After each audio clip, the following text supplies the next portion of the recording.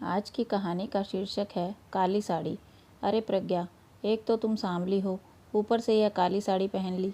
वो अच्छी दिखेगी क्या तुम्हारे ऊपर? पहले ही तुम्हारे रंग को देखकर लोग ताना मारते हैं, पति अभिषेक ने प्रज्ञा से कहा। फिर सास ने कहा, देखो अभिषेक, मैं बोलती तो कहती, सास बोलती रहती है। हमेशा ऐसा लगता है जैसे कौवे को काला टीका लगाया हो। पति और सास का बोलना सुनकर प्रज्ञा जरा उदास हो गई। वो काली नहीं थी, कृष्ण वर्णीय थी और नाग नक्शे में अच्छी थी। पर पति और सास कलर को लेकर प्रज्ञा को हमेशा ताना मारते थे। अभिषेक भी क्या करता, वह गोरा था और प्रज्ञा कृष्ण वर्णीय। लोगों का क्या, वो तो नाम रखने में पीएचडी होते हैं। ब्लैक एंड वाइट की जोड़ी बोलते थे दोनों को। अभिषेक का मन वैसे साफ था। प्रज्ञा को अगर कोई कलर को लेकर कुछ बोलता तो उसे ज़रा भी अच्छा नहीं लगता था, पर वह खुद भी थोड़ा बहुत बोल ही देता था। लेकिन जब वह बोलता था तो उसे इस बात का पछतावा होता। उसकी माँ भी हमेशा मन में कड़वाहट रखती थी। आज भी वैसे ही हुआ। घर के उत्सव के माहौल में सुबह जब सास ने प्रज्ञा से बात की तो वह थोड़ी घबराई हुई थी, पर उसका चेहरा शांत था। अभिषेक वास्तव में खुद पर शर्मिंदा था। अपराधी की तरह बैठने की बजाय वह काम के बहाने बाहर चला गया। अभिषेक जब काम की जगह पर गया तो उसका बचपन का दोस्त विकास और उसका पूरा परिवार साथ में मिल गया। जान पहचान हुई। तभी पीठ के पीछे से विकास की पत्नी आई। वह भी काली सांवली ही थी और उसने भी काली साड़ी पहनी थी। तभी पीछे से आवाज़ आई, प्रीशा दीदी, अच्छी दिख रही हो। आपकी साड़ी भी अच्छी है और आप भी। प्रीशा के चेहरे पर खुशी आ गई। उससे ज़्यादा तो विकास खुश हो गया था।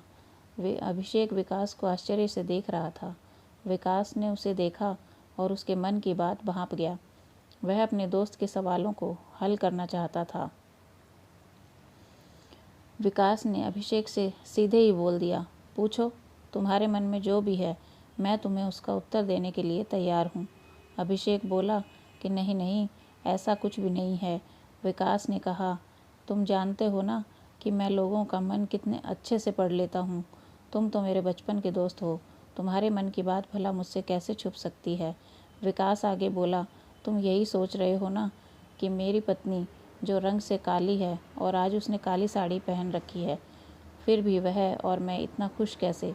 अभिषेक सब कुछ शांति से सुन रहा था और कुछ भी नहीं बोल पा रहा था।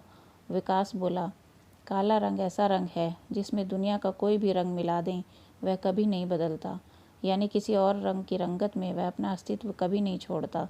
इसी प्रकार प्रीशा भी एकदम उस कलर के जैसी है, कभी भी रंगीन न होने वाली। कभी मुझे यही लगता है कि वह अपनी मर्जी से जिए। मैं उसे खुश देखना चाहता हूँ। लोगों का क्या, वह तो बुरा भला बोलने के लिए ही बैठे हैं। गोरी औरत हो तो छिपकली बोलते हैं, काली होती है तो चूहा या कौवा बोलते हैं। क्या क्या नहीं बोलते लोग। ताना मारने वाले मारते रहें। हमेशा हमें खुश रहना चाहिए। वही मैं कर रहा हूँ। वो सुबह मुझे बोली, मैं कैसी दिख रही हूँ, अच्छी लग रही हो। ऐसा बोलने पर उसके चेहरे पर वह मुस्कुराहट देखकर मुझे भी खुशी मिलती है। घर से बाहर निकले तो सभी बोलने लगे, अच्छी लग रही हो भाभी। हम दोनों ने अच्छे मन से यह बात सोची, चाहे कोई ताना मारने के लिए ही बोला हो। उस वजह से हम जीने की दिशा क्यों बदलें। अभिषेक को उसके घर का सुबह का माहौल याद आया। वह खुद पर ही चिढ़ गया। उसे महसूस हुआ वो सचमुच में ही गलत था। मैं ही प्रज्ञा को दुख देता हूँ, उस वजह से सब उसे बोलते हैं। अब मुझे ही अपनी भूल सुधार कर उससे माफ़ी मांगनी होगी। उसने हंसते हुए विकास को अलविदा कहा। अपना काम निपटा कर वह एक साड़ी की दुकान पर गया। प्रज्ञा के लिए उसने काले रंग की साड़ी ली और घर गया। जाकर देखा कि प्रज्ञा शांत बैठी थी। उसने साड़ी उसके हाथों में दे दी। प्रज्ञा को कुछ अलग ही लगा। उसने प्रश्नवाचक नज़रों से अभिषेक की ओर देखा। बॉक्स खोला तब काले रंग की साड़ी थी। प्रज्ञा, मैं लाया हूँ तुम्हारे लिए ये साड़ी, आज पहन कर दिखाओ, कैसी दिखती हो तुम। अच्छी नहीं लगी तो बदल देंगे साड़ी को, देखने दो कैसी दिखती हो तुम इस रंग में। प्रज्ञा को अच्छा लगा। अभिषेक ने कहा, चलो तैयार हो जाओ जल्दी, हम ज़रा बाहर जाकर आते हैं, एक क्लाइंट के पास जाना है, उन्होंने बुलाया है। यह सुन कर प्रज्ञा तैयार होने लग गई। काली साड़ी, उस पर हल्का सा मेकअप और लंबे बालों की चोटी। अभिषेक क्या, उसकी माँ भी प्रज्ञा को देखती ही रह गई। अभिषेक बोला, सॉरी प्रज्ञा, अरे लोगों की बातों में आकर मैं हमेशा बोलता रहा और सच्ची सुंदरता किस में है यह मैं भूल गया। रंग दो ही हैं, यह जानकर जीना छोड़ दें क्या? अपनी खुद की पसंद छोड़ दें क्या? तुम्हें काले रंग की साड़ी पहनना बहुत अच्छा लगता था ना, मैं ही हमेशा तुम्हें टोकता रहा। अब मुझे समझ में आया, कोई भी रंग पहनो, मन साफ हो तो ही खूबसूरती निखरती है। जैसे तुम चाहती हो वैसे ही जियो। मैं कभी भी तुम्हें नहीं बोलूँगा। और हाँ, तुम सचमुच सुंदर दिखती हो, तुम पर खिलता है यह काला रंग। प्रज्ञा के चेहरे की लाली और भी ज़्यादा बढ़ गई थी।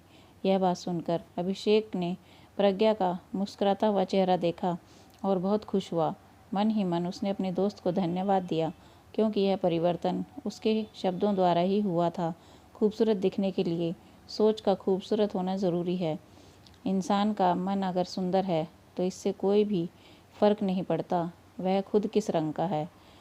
दोस्तों, अगर आपको यह कहानी पसंद आई हो तो please like, subscribe and comment my channel शिक्षा बाई स्टोरी। धन्यवाद।